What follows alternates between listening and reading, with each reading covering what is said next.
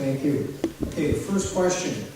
Minnesota's unemployment rate is one of the lowest in the country, ranking 5th overall, and it has bounced back quicker from the recession of 2008.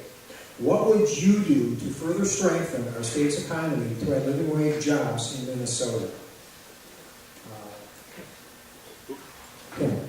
Thank you. That's a great question, and it's exciting that the unemployment rate across the state has dropped to 4.1%, which is 5th or 6th best of all the states in the country, and probably the best that doesn't have oil or oil drilling in it. And so this is very exciting.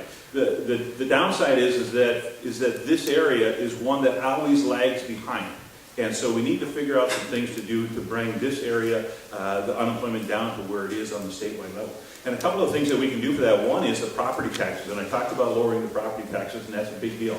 Our property taxes have been higher here than they have been in the North Metro. And what we did is we started to level that out so that the businesses, if they're looking at expanding either here or North Metro, at least that isn't a hurdle that they have to look at. Another significant thing is we have to make sure that our schools have the money that they need so that we can have the best education system in the world. Half the people in the world today make less than $2.50 an hour.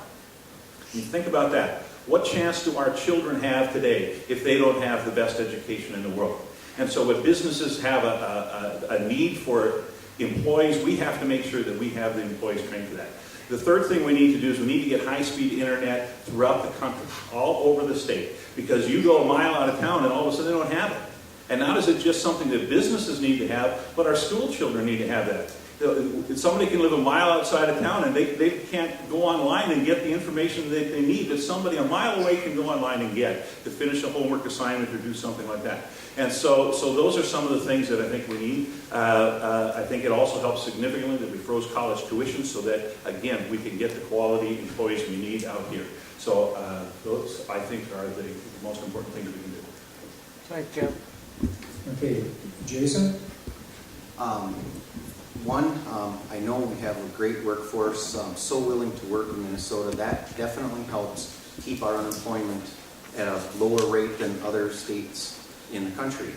Unfortunately, some of the numbers are a little bit deceiving. In Minnesota, our unemployment always goes down in the summer because of construction. As a construction electrician, I know that as we hit November, December, January, our unemployment goes up. What we don't see is underemployment. How many people are working less than 40 hours per week? Those numbers do not get recorded, and right now those numbers are very high. Many people in my union are suffering through that, working 30 hours or less per week as we go through the fall and winter months. Part of that comes from overregulation for small business. We need to get to a point where businesses can move forward with projects without so much red tape. That will help businesses to employ more people. We also need to work on helping sustain long-term projects and businesses by working with them and what their needs are through apprenticeship programs to get qualified workers that they're willing to invest in and keep employed. And we need to be able to work with things where instead of unemployment, to help with this situation of fewer hours per week available. I'm not 100% sure how we do that, but it's a process that we need to begin and start talking about. Okay, thank you. Next.